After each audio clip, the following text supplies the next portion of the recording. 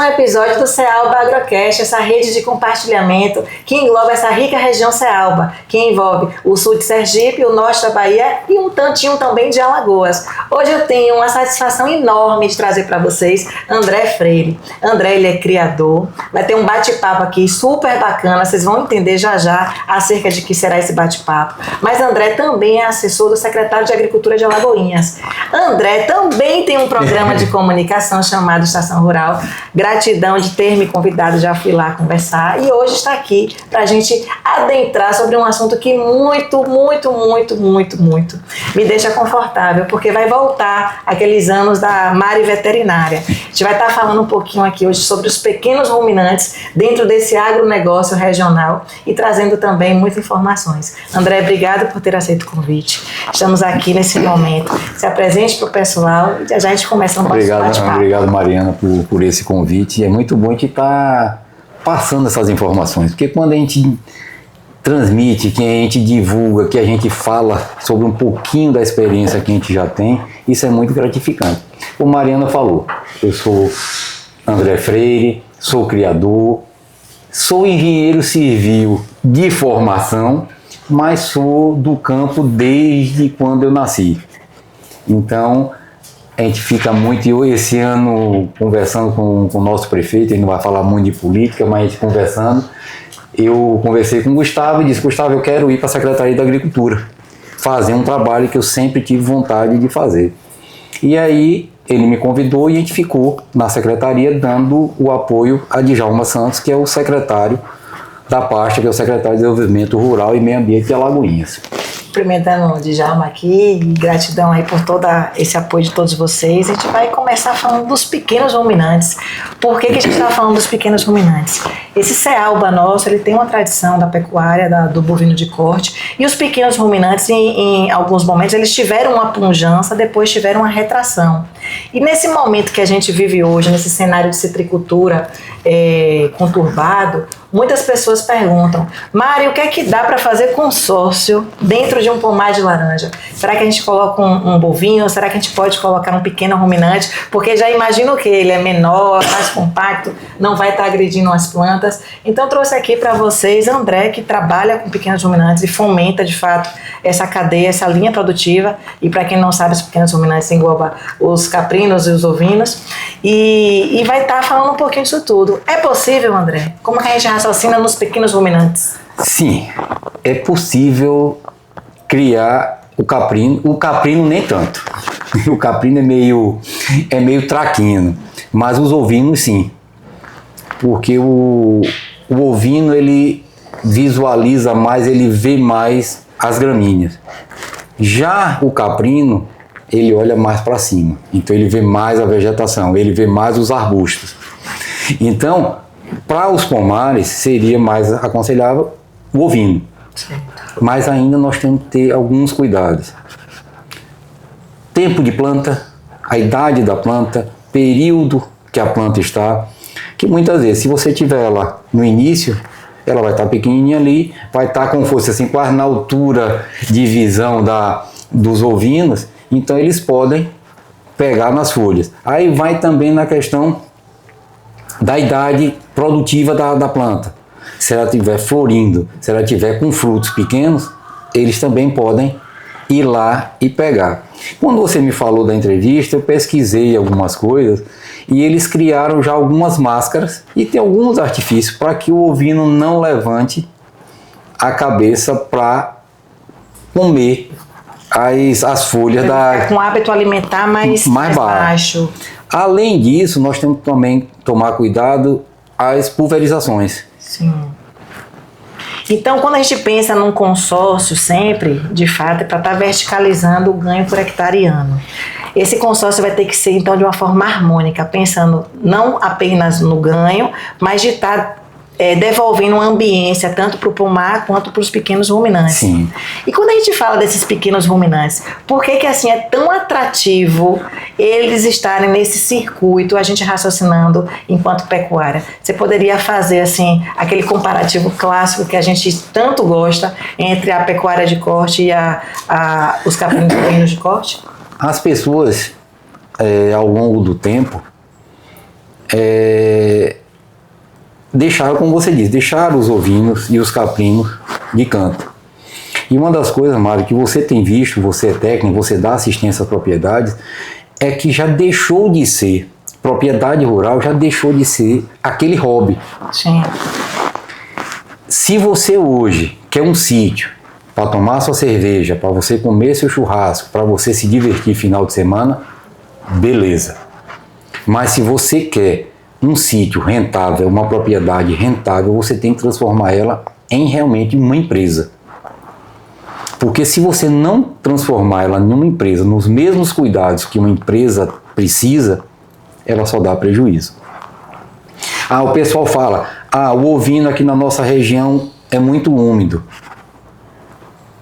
Aonde são criados? Uruguai, Rio Grande do Sul, Argentina, não são áreas frias.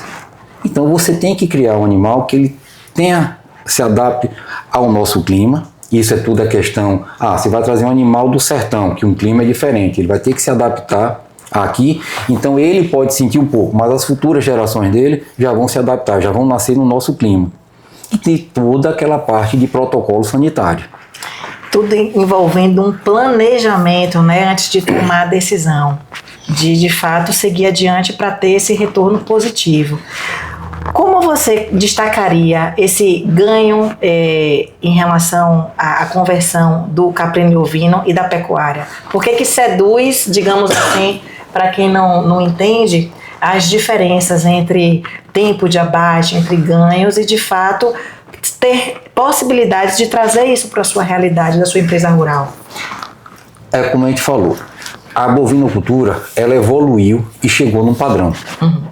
Então hoje você tem um padrão de carcaça. Você tem já animais abatidos com 2 anos, com 24 meses. Então você já tem um volume maior de animal, então você tem isso no mercado aí à vontade. Uhum. Já o caprino e ovino, as pessoas não têm ainda, nós não conseguimos ter um volume de matrizes para a gente ter uma padronização de carcaça, para a gente comer realmente um cordeiro. O que seria um cordeiro? Um animal variando ali de 6 meses a 1 ano de idade. Seria um animal dente de leite. Então, se a gente tiver esse padrão de carcaça, a gente tem um valor agregado maior. Então, muitas vezes, você chega num açougue, você compra um animal, um cordeiro. 6 meses, 8 meses, gordinho, bonitinho. Aí você, carne é uma delícia. Aí chega na semana seguinte, você compra um animal de descarte. Um carneiro mais velho, uma ovelha mais velha, aí você sente a diferença. Então hoje a gente precisava ter um volume de criadores, uma quantidade de matrizes para a gente padronizar a nossa carcaça. E oferecer para o cliente um produto de qualidade. Entendi.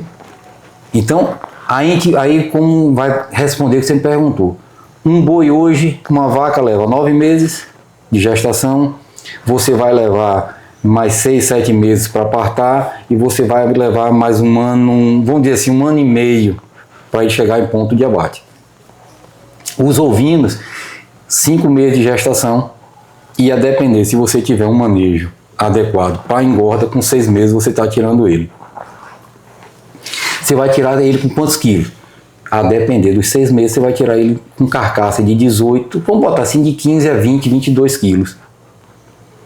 E um detalhe, boi sobe e desce a questão de preço. Nós já tivemos boi de 350, já tivemos boi de 300 agora, é o que está girando no mercado.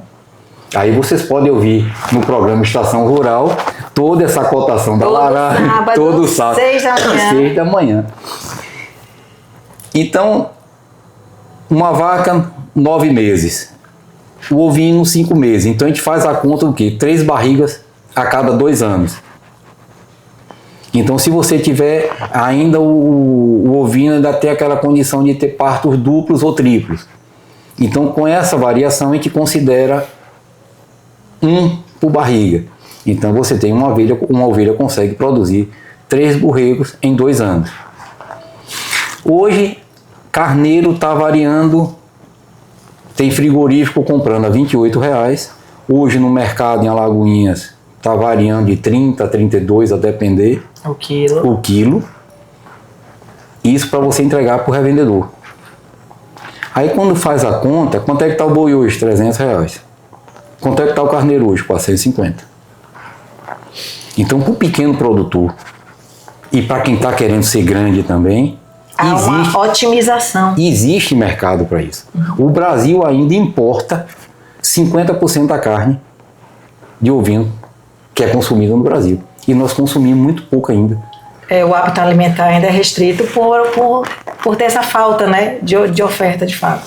E hoje o Brasil, acho que em média, se eu não me engano, de 400 a 350 a 400 gramas ano. Então é muito pouco ainda. Então tem mercado para crescer. A Lagoinha mesmo, se facilitar, hoje deve abater 70, 80 animais ou 100 animais por semana. Então o volume é muito grande. A gente só precisa, como eu disse a você, se unir para começar a fazer a coisa planejada. Relata um pouquinho para o pessoal aquele calendário que você estava falando um pouquinho antes da gente começar, para ter de fato uma oferta semanal de animais. Como raciocinar nisso? Hoje, nessa conta que a gente faz de 3 barrigas a cada 2 anos, você tirando animais com 6, 7 meses, você precisaria ter em torno de 50, 60 matrizes. Isso para você tirar quase 100% do produto. Sim. Mas vamos dizer que você tira 90% e deixa aí 10% de reposição. Mas para você ter 2 animais por semana, você precisaria ter em torno de 50 a 60 matrizes. Isso qualquer açougue desse no município consome 2 animais por semana. Então, a gente precisa ter um volume maior. Boi a gente tem a vontade aí. Quantos criadores nós temos? Então a gente precisa se unir. Sim, a união faz nesse programa, eu aproveitar, Mário, eu vou deixar meu contato também, que nós estamos montando um grupo de criadores de caprinos e ovinos do litoral norte da região, para a gente começar a ver o potencial da nossa região. Que nós estamos retomando a Câmara Setorial do caprino e ovino na Bahia, que para você ver, a Bahia tem o maior rebanho de ovinos e caprinos do Brasil e era um estado que não tinha uma cadeira no mapa porque não tinha uma Câmara Setorial. Não tinha representatividade. E isso é muito importante, viu? Isso, de fato, é o que faz a intermediação das demandas necessárias. Se não tiver isso, é muito complexo andar, é muito mais moroso. Então, é necessário, parabéns para vocês por terem tomado essa linha de frente aí e tá trazendo esse quesito. A Câmara Setorial precisa atuar e a região precisa desenvolver. E assim, essas uniões, elas são extremamente necessárias, porque essas representatividades, quando a gente fala de caprino e ovino aqui na nossa região, todo mundo vai pensar em quem? Hoje a gente passou a ter uma certa referência aqui na nossa região. Tanto a gente fica buscando, a gente trabalha muito na genética. Hoje eu estou criando só cabra de leite e entrei no Morada Nova. O pessoal não conhece muito o carneiro Morada Nova, mas o Morada Nova foi um formador do santinês. Sim. Foi cruzado com o Somalis e com o Bergamasco e chegou no santinês. Então, cada um tem. Hoje, o que eu digo a você, Mari, nós temos muita genética aqui na nossa região e muita genética coberta, escondida ainda. André, quando a gente parte para a questão dos leites e derivados, essa parte há um fomento maior, há atuação maior dos produtores ou ela também caminha lado a lado ainda nessa... de uma forma mais lenta, igual a caprino e ovinocultura de corte, quando a gente pensa em cabras de leite? Da mesma forma. Hoje nós temos 2 laticínios aqui na nossa região. Mandar um abraço para a Kátia e mandar um abraço para... Fugiu o nome agora, mas do Capri Margarida, ali em Tanagra. Então, com esse levantamento que a gente está fazendo, leite eu não estou muito preocupado, porque a gente tem 2 laticínios na região que pode absorver essa produção. Entendi. O de corte é que nós estamos vendo como é que a gente vai fazer. Porque hoje só tem, mais perto aqui, o Frig Bahia, lá em Pintadas. Que ele não terceiriza o abate. Ele compra os animais. Ele compra e faz os cortes. Entendi. E vende. E aí nós estamos fazendo, junto com um grupo, nós estamos levantando todos os abatedouros, os frigoríficos que tem na região, né? Mas no caso, em Alagoinhas, tem, no caso, uma estrutura física habilitada a fazer, de fato, o abate. Só não está sendo movimentada, não é isso? Não está sendo movimentada. Então, a gente já tem, digamos assim, precisaria de uma oferta grande de matéria-prima para isso ser reativado. E uma frequência. Sim. E uma frequência também. Aí, tendo essa quantidade e essa frequência de abate, a gente pode negociar e ver a possibilidade de voltar ao abate. Porque a gente fala, a gente tem que ver que os animais são abatidos, são vendidos, e a gente não pode estar falando muita coisa, mas a comercialização é grande. Uhum. O que a gente fala sempre, falta de união. Alguns prefeitos, algumas prefeituras estão querendo dar um incentivo, e a gente vai juntar com esse pessoal, com esses prefeitos, com essas pessoas que queiram, para a gente fazer isso daí. Nós temos 2 órgãos que dão cursos e treinamento de graça, que é o Senar da porteira para dentro e o Sebrae da porteira para fora. Então a gente tem esses 2 órgãos.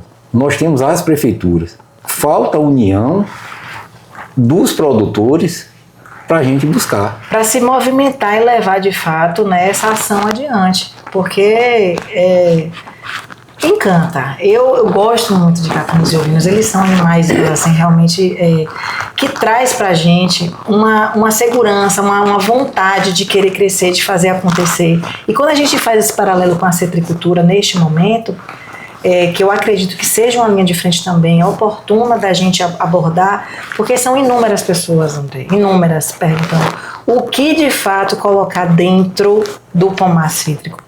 Porque estão tendo frutas maduras caindo, o excesso de maturação, elas estão caindo. Elas vão voltar como matéria orgânica, sim, mas dá para ser trabalhado também como alimentação animal.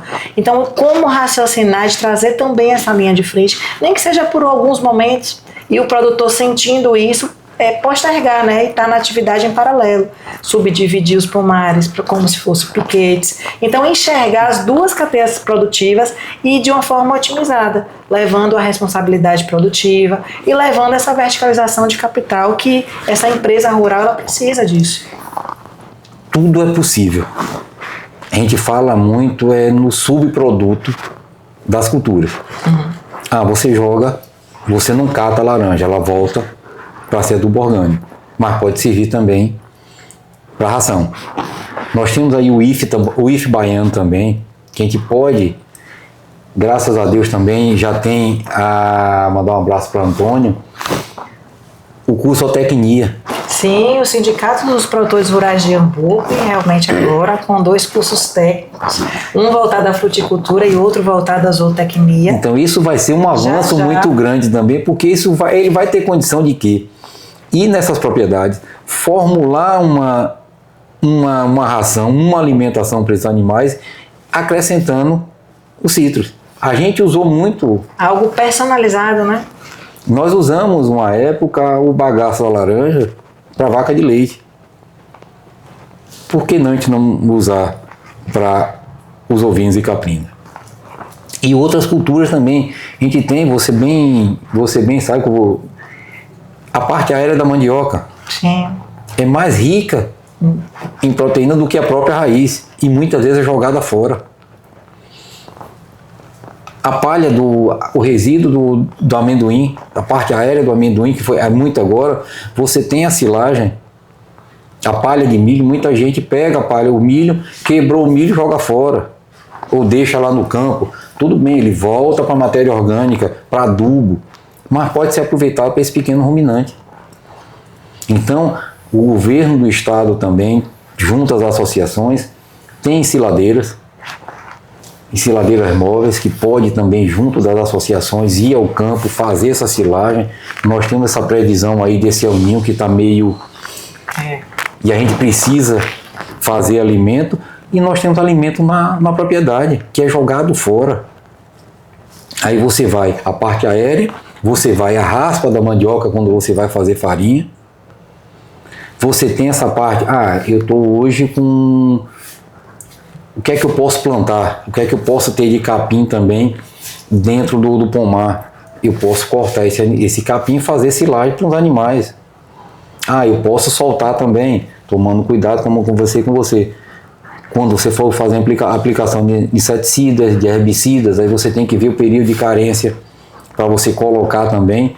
Eu vi uma máscara que foi criada por uma empresa, que se você fizer uma quantidade daquela, você pode jogar seus ovinos no pomar, que ele não vai conseguir comer. Vai ter um custo? Vai, mas quanto você vai ter rendimento de carne e você vai ter menos mão de obra para você roçar entre os pomares, ou entre as plantas, roçar o pomar.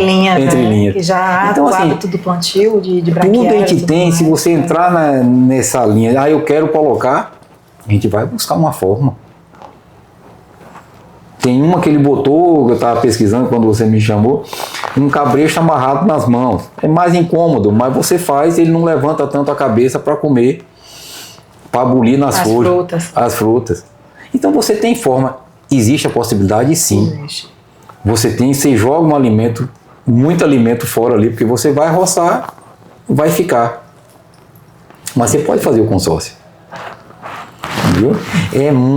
Assim, quando falo em capinos... É bem amplo, né? Eu gosto muito porque existe possibilidade, existe mercado.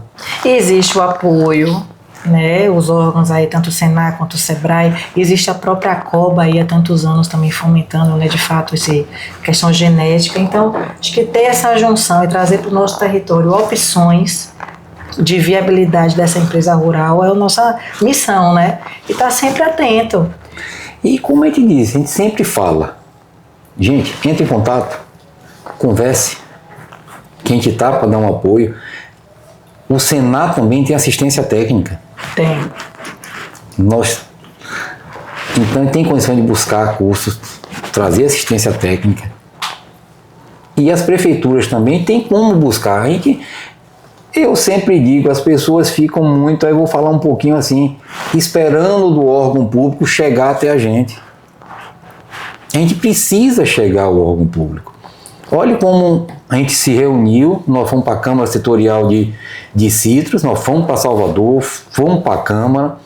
De qualquer forma, não surtiu um efeito tão grande, mas já movimentou. Mostrou. Já levou a demanda, já fez a parte da intermediação. Já então, está... É o que eu digo sempre, Mariana. André, mas não dá jeito. Não dá jeito, não. A gente tem que fazer a nossa parte. Se a gente só esperar, o governo muitas vezes pode chegar assim, vocês não me falaram.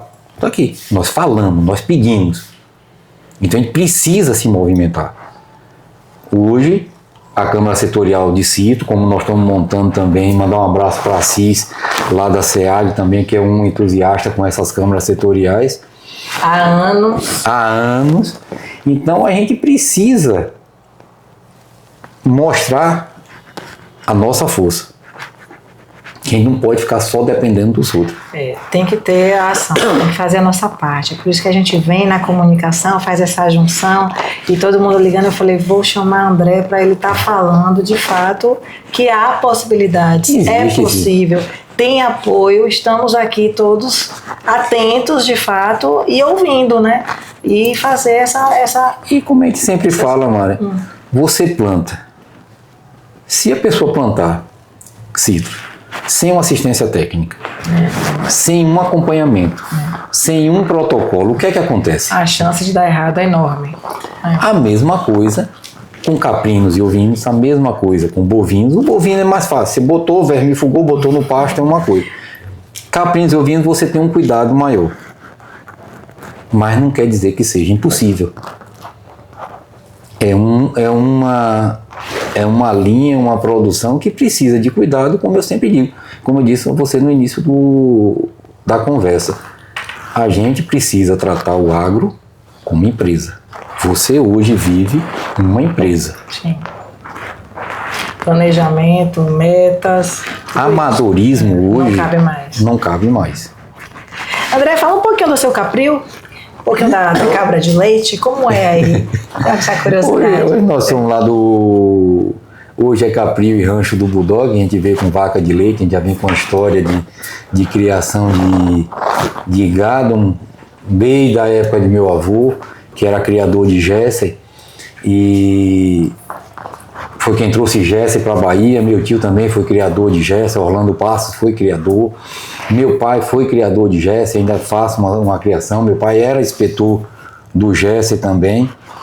Então a gente tem uma vida, eu como digo assim, eu vim para Lagoinhas, eu sou de 67, vim para Lagoinhas em 68, meu pai sendo chefe da estação de cunicultura, que é a criação de coelhos aqui em Alagoinhas. Depois ele foi chefe da estação de citricultura, onde é hoje o hospital. E a gente vem trabalhando nessa linha de pecuária, de agricultura, do campo, desde quando eu nasci. No meio do caminho quis fazer veterinária, fiz biologia, depois passei em engenharia, fiz veterinária mais umas 2 vezes, não passei, mas hoje eu tenho uma pessoa que realiza meu sonho também, que é minha filha, Ana Júlia, mandar um abraço para ela, Eliane, a esposa também que vai ouvir o programa, que vai assistir o programa, e a Ana Júlia hoje ficou na parte de grandes, ela gosta de equino, mas também se dedicou na parte de caprinos e ovinos. É quem vem dando uma assistência aos criadores daqui na nossa região. Então a gente vem com essa linha. Criei uma vez, cheguei a 100 matrizes de ovino, 100 ovelhas lá parindo, mas de forma ainda naquela época que o Santinês estava começando. E por ser engenheiro civil, teve momentos que a gente teve que se dedicar mais ao trabalho, teve que fazer algumas viagens para trabalhar fora, e isso daí foi deixando, e aí, como a gente sempre diz, antigamente era uma situação, agora é outra. Então, já tem uns 6 ou 7 anos que nós entramos na caprinocultura de leite, e a gente vem agora se estruturando para futuramente estar montando o nosso laticínio, para a gente estar produzindo. A gente já faz uns queijinhos já de forma artesanal, mas tudo é como a gente diz, tudo é planejamento, tudo. Aí hoje nós estamos o quê? Sem nada de leite. Por quê? Não botamos as cabras para cruzar na época certa, não botamos para a gente fazer aquele ciclo de ter uma parida, uma prenha, para na hora que essa que tiver parida agora produzindo, na hora que estiver secando, a outra já está entrando. Então nós não fizemos esse planejamento por falta de tempo, por falta de planejamento. E agora a partir agora de agosto a gente já começa a ter aparição, e agora em diante a gente eu estou me dedicando mais um pouquinho e aprendendo com as falhas, porque o agro tem muito disso, né? Uma falha, normalmente a gente é onerosa financeiramente, sempre são, elas sempre vêm para poder nos ensinar a próxima etapa de não acontecer a mesma falha, digamos assim. E é isso aí, é agindo, interagindo, querendo, se doando. Eu parabenizo toda essa sua linha de frente, e o que eu acho muito interessante, André, é você olhar pela região de uma forma macro, olhar pelos produtores de uma forma macro, não apenas estar olhando o seu negócio individualmente. Você de fato acredita mesmo em um pool de pessoas, em um pool regional que de fato todos cresçam juntos. E isso de fato é diferente, isso faz a diferença, e parabenizo enormemente aí você nessa sua luta, obrigado, nessa sua trajetória, nessa sua caminhada, seu programa de rádio, levando sempre informação. Gente, é 6 horas da manhã, 6 horas da manhã do sábado, e tem o público cativo que está ali esperando de fato suas notícias, sua fala, o que você vai levar, as cotações. E parabéns mesmo. Obrigado, Mariana. Também parabenizar o seu programa, seu podcast, porque de qualquer forma as pessoas precisam conhecer.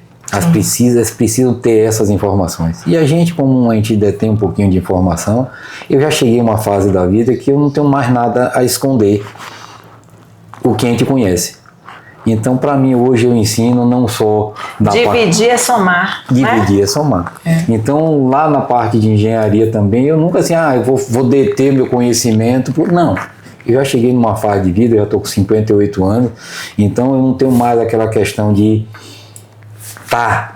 segurando. Não. eu quero que todo mundo cresça, tenha espaço para todo mundo.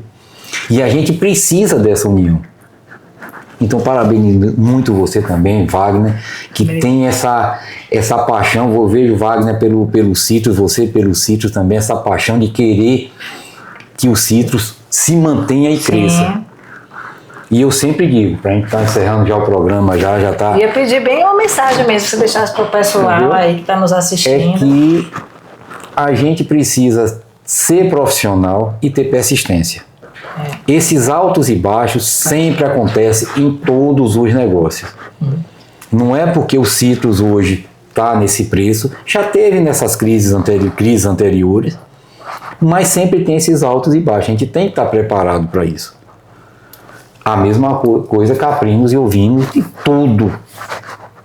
Tudo. A gente precisa saber que nós temos aqueles altos e baixos dentro da vida, dentro da produção, mas a gente tem que ter persistência naquilo. Mariana, muito obrigado. Obrigado a todos que vão ouvir o nosso bate-papo e entrem em contato com a gente para... Maiores informações. Maiores informações, pode ligar. Nós temos o Instagram, André Freire, com 2 __, e tem o Capril do Bulldog também, que vocês podem entrar em contato com a gente, que a gente está para ajudar. Como eu disse para a Mariana, a gente não está aqui para esconder nada, a gente está aqui para orientar e fazer com que a nossa caprino-ovinocultura da região e da Bahia e do Brasil cresça, continue crescendo. Perfeito, André, obrigado, viu? Obrigado. Obrigada a todos, até a próxima. Está aqui encerrado mais um episódio do Seaba Agrocast.